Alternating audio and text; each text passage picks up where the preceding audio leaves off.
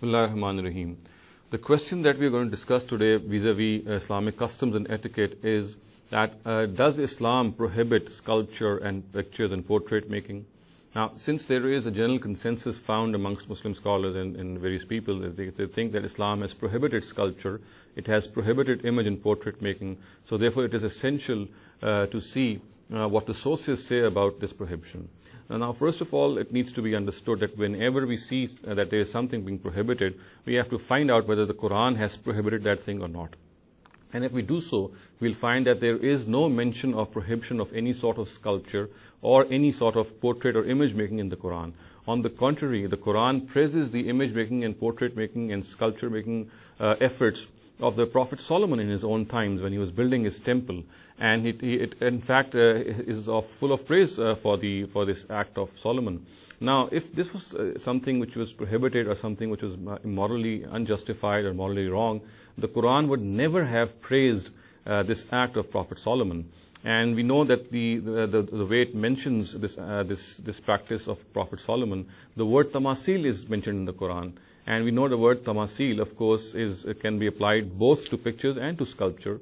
So therefore, we cannot say that the Quran in any way has prohibited this act. In fact, as I said, that it has praised the way Prophet Solomon went about making his temple and placing various idols and pictures and portraits in it.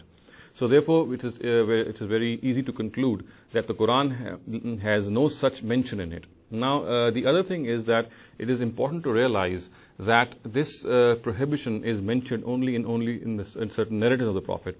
And here too, there is something which is worth noting. We find the words of the Prophet very explicitly mentioned in variants of this narrative. And these words say, Tilka suwar or hazihi suwar, which in fact point to certain specific types of pictures and not to all pictures.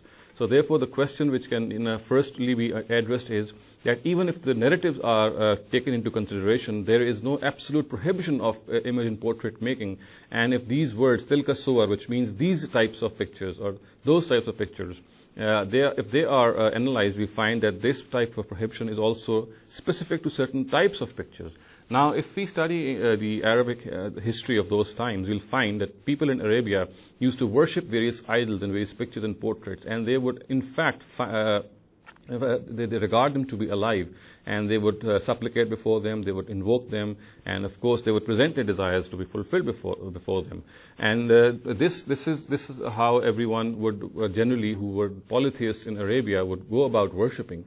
So therefore, it needs to be understood that if the Prophet in fact prohibited certain pictures and certain portraits, then they have to be related to this basis. And since shirk or polytheism is something which is absolutely prohibited in Islam, so therefore this particular type of narratives, if we relate them to the Quran, we'll find that they relate to this basis of shirk or polytheism.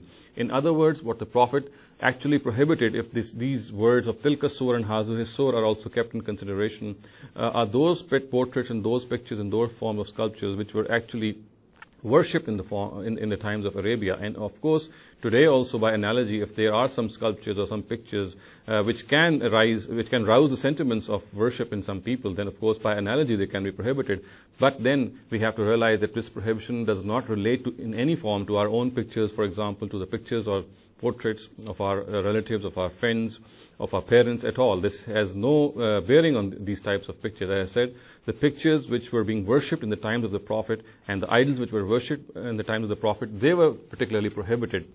Also, the notion that only the pictures of living things has been prohibited by Islam is an erroneous one, and it has generally been derived from a narrative which I am going to read out to you.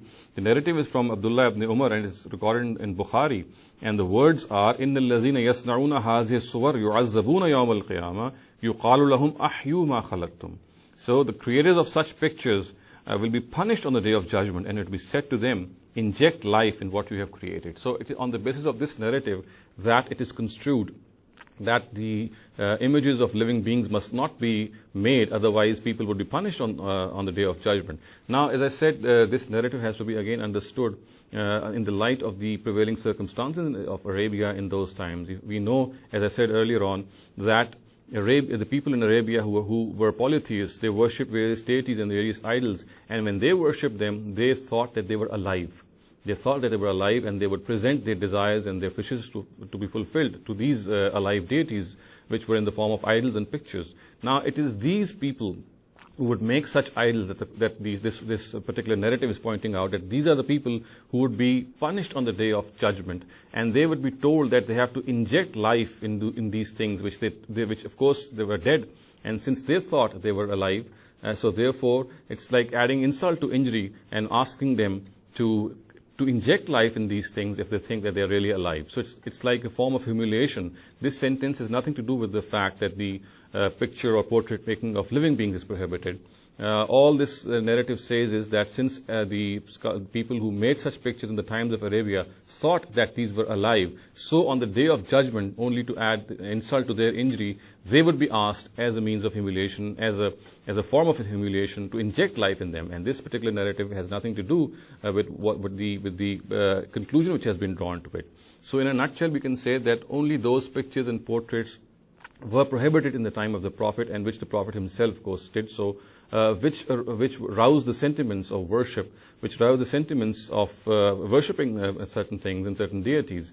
Other than that, it bears no label of prohibition. So therefore, pictures and portraits and sculptures in general, they are not at all prohibited. Of course, only those can be regarded as prohibited if at times a Muslim state feels that certain pictures and certain portraits can rouse the sentiments of worship. Other than that, they bear no label of prohibition.